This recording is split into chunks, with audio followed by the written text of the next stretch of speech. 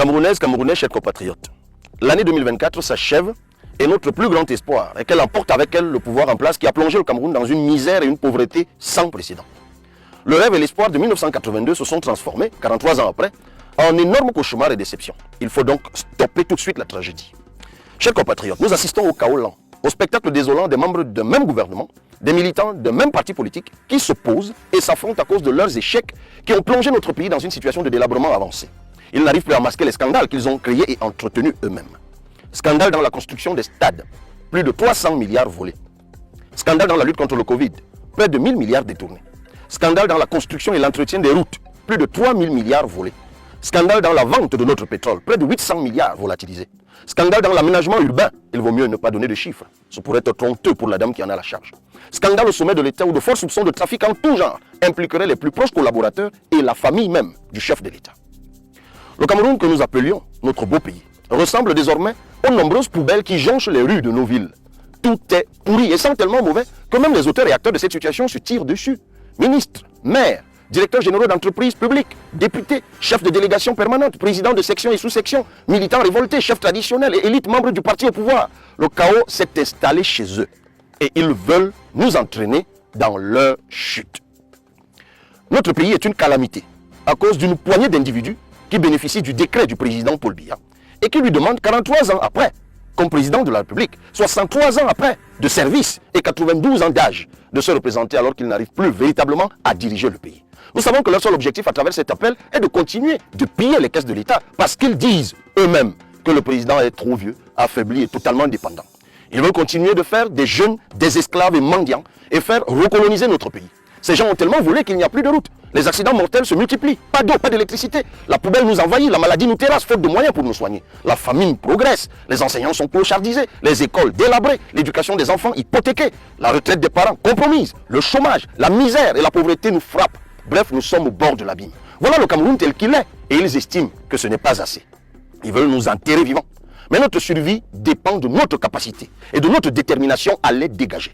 Chers compatriotes, l'année 2025 arrive et avec elle, l'espoir d'avoir un nouveau président et un pouvoir de rupture qui va offrir aux Camerounais justice sociale, partage équitable des fruits de la croissance, développement réel et palpable, respect de l'état de droit, sécurité juridique des citoyens, démocratie véritable.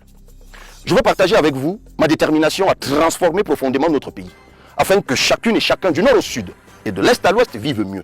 De Dakar à Washington, de Nouakchott à N'Djamena ou de Bamako à Cotonou, je suis allé voir comment nos frères en Afrique et dans le monde travaillent à mettre en place de nouveaux dirigeants pour améliorer leur quotidien et se développer.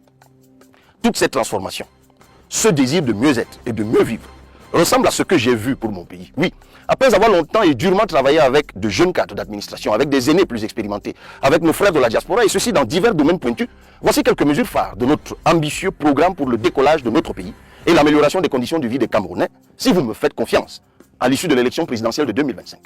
Des choses simples. Nous allons doter chaque commune d'un camion 4x4 à haute suspension. Son travail sera d'aider nos agriculteurs à transporter leurs produits vivriers des champs jusque dans les marchés.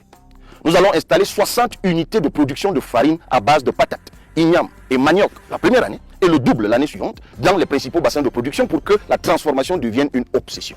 Nous allons donner à chaque mairie 2 milliards de francs CFA pour accélérer le développement local. C'est la décentralisation. Cette dotation sera gérée sous le contrôle des populations qui seront associées au choix des investissements ou travaux à réaliser, à la sélection des prestataires, au contrôle des prix des prestations pour éliminer la corruption des ordonnateurs et l'arnaque des prestataires. Tout va se faire dans la transparence et dans l'intérêt des populations. Nous allons donner un chèque solidarité d'au moins 10 000 francs à chaque élève du primaire. Ils pourront payer leur scolarité ou acheter exclusivement des biens ou services locaux ou directement liés à leur formation. Nous allons donner un chèque études de 25 000 francs à tous les élèves et aux étudiants du public et du privé pour les aider à payer leurs droits universitaires et leur écolage.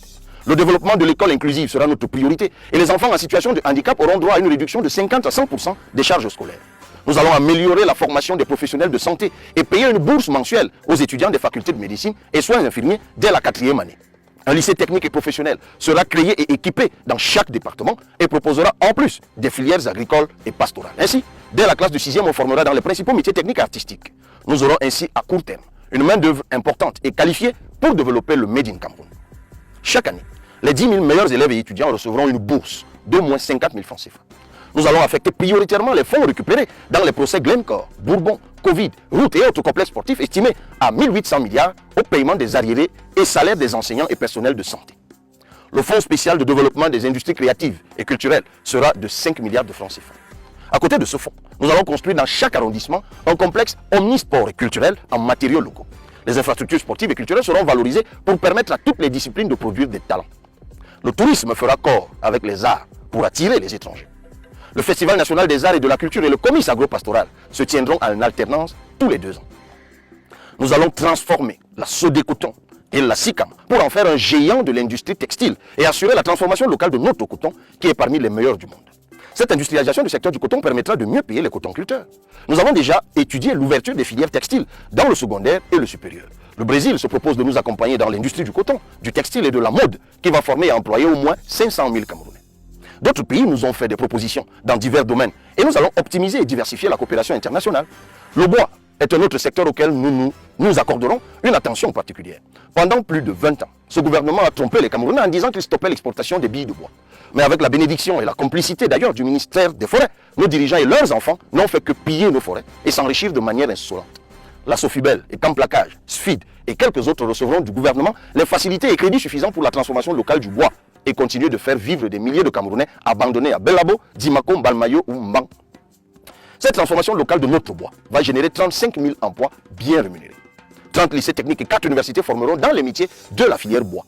Toutes les commandes de mobilier des administrations et services publics et des sociétés d'État seront réservées exclusivement aux fabricants locaux. Et au moins 35% de la commande publique sera réservée aux produits Made in Cameroun. Nous allons renforcer les capacités de la Société nationale des mines, Sonamine, pour une plus grande participation dans les projets miniers, la garantie d'un transfert de technologie, un contrôle plus grand dans la recherche de l'or et l'exclusivité de l'achat de la production artisanale et industrielle nationale. Le pillage et l'exploitation sauvage de l'or, des minerais, par des individus sans foi ni loi sera stoppé. Nous pourrons alors multiplier par 10 au moins notre production d'or et améliorer les conditions de vie des orpailleurs.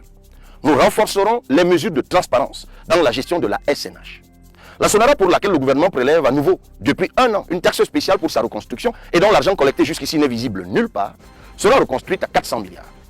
Le raffinage au Cameroun de notre pétrole va permettre de baisser le prix du carburant à la pompe et donc d'augmenter le pouvoir d'achat, de réaliser d'importantes recettes et commencer à rééquilibrer notre balance commerciale.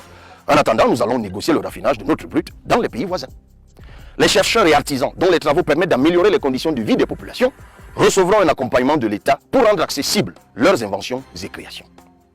Les violences faites aux femmes et aux enfants seront punies de la peine maximale. La police et les services sociaux seront spécialement équipés et dotés à cet effet.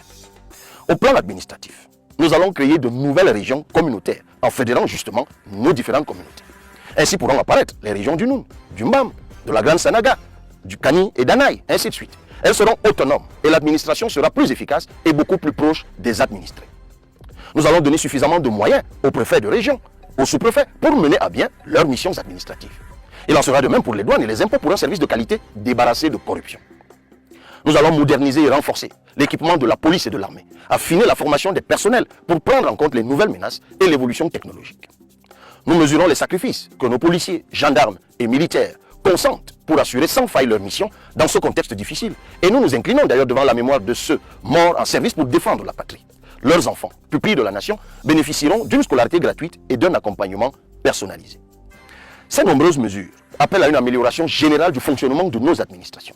Les détournements massifs et échecs des projets SIGIPES devenus par des bavardages et agitations inutiles aigles seront sanctionnés et corrigés.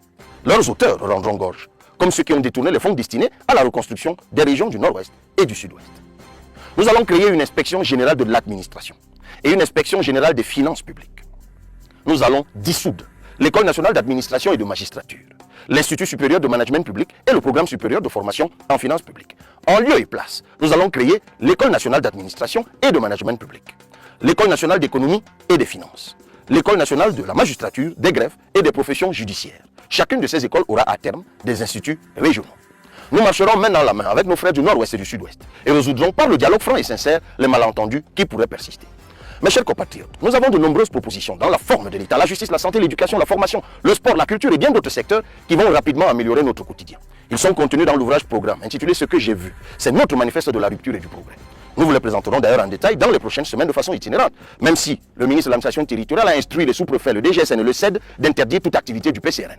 malgré les décisions de justice qui nous recommandent de ne pas considérer. Nous assistons au recul des libertés publiques, persécution et musellement des partis politiques qui incarnent l'espoir, harcèlement des organisations de la société civile, violence et emprisonnement arbitraire des avocats. Ils veulent tout désacraliser, surtout les corporations protégées, gardiennes du temple de nos libertés publiques et individuelles. Comble de la décadence, ils annoncent qu'ils vont s'abattre sur les églises et les fermer. Ils trouveront Dieu au milieu de son peuple sur leur chemin. Ce sont les signes avant-coureurs de la fin de ce système à bout de souffle et les agissements d'un individu désespéré qui n'était d'ailleurs pas un citoyen modèle au vu de ses antécédents judiciaires. Un ministre qui viole lui-même les décisions de justice. C'est aussi ça le système auquel nous avons affaire. Le pouvoir judiciaire doit agir et se souvenir de cela le moment venu. Avec notre manifeste, un autre Cameroun est possible. Un Cameroun meilleur qui protège et libère les énergies. Je profite de cette occasion pour lancer l'initiative La foi et la voix, qui est de demander aux prêtres, pasteurs et imams et à tous les autres leaders religieux de toutes les confessions de contribuer à garantir la transparence et la crédibilité des élections. Vous êtes des hommes et des femmes de Dieu. Vous avez la crainte de Dieu. Vous prêchez la vérité. Et pour le respect qu'on a pour une grande majorité d'entre vous, vous pouvez et vous devez jouer un rôle important dans la promotion de la paix, de la justice et de la démocratie dans notre pays à l'occasion de l'élection présidentielle de 2025. Votre implication peut aider à renforcer la confiance dans le processus électoral, prévenir les fraudes et les irrégularités, promouvoir la participation citoyenne et l'éducation civique, favoriser un climat de paix et de stabilité pendant les élections. Il est important que vous et les fidèles croyants les plus sérieux, que vous soyez les yeux des fidèles, les protecteurs du vote, du peuple de Dieu dans les bureaux de vote. Qui mieux que vous peut dire la vérité des urnes? C'est pourquoi nous suggérons que vous travaillez en collaboration avec Elections Cameroun, les partis politiques et les organisations de la société civile pour être les mandataires des candidats dans les bureaux de vote. Votre probité, votre crainte de Dieu sont une garantie d'un résultat transparent et sincère. Les calculs montrent que si chaque croyant, si chaque citoyen mendiant de changement fait un don de 500 francs au moins, il y aura de quoi financer votre participation comme mandataire des candidats et surtout assurer un contrôle efficace et éliminer au maximum la fraude lors du vote, du dépouillement et de la proclamation des résultats. Nous sollicitons également 50 000 enseignants. Chers éducateurs, vos qualités morales, votre courage et votre persévérance font de vous d'excellents mandataires des candidats dans les bureaux de vote. Votre implication sera une leçon inoubliable. Chers Camerounais, dès le 2 janvier 2025, inscrivons-nous massivement sur les listes électorales. Le citoyen n'exerce son pouvoir de décision que lorsqu'il a sa carte d'électeur. Votre choix, c'est votre vote. Le jour J, allons voter et surveiller notre vote, afin d'éviter que ceux qui volent tout ne volent notre victoire historique qui va tout changer. Avant de finir, Monsieur le Président de la République, permettez-moi de m'adresser directement à vous. Mon ambition présidentielle ne m'empêche pas d'avoir un profond respect pour le père et le chef que vous êtes. C'est la raison pour laquelle j'ai toujours refusé d'avoir un ton caustique à votre égard. Je pense, comme l'écrasante majorité des Camerounais, qu'il est temps, à 92 ans, d'aller vous reposer au village. Refusez d'être l'otage de vos proches, qui veulent continuer de vivre de la corruption et des détournements de deniers publics. Ils créent les conditions d'une fin incertaine. Notre rôle, c'est aussi de protéger le patriarche que vous êtes en vous accordant un traitement particulier. Agissez pour votre sortie honorable. C'est à vous de voir.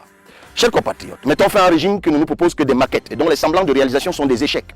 Chers frères et sœurs, parce que je dénonce, parce que je vous défends, je suis devenu l'homme à abattre. Mais avec votre soutien et le travail, nous vaincrons. Ils ne pourront rien.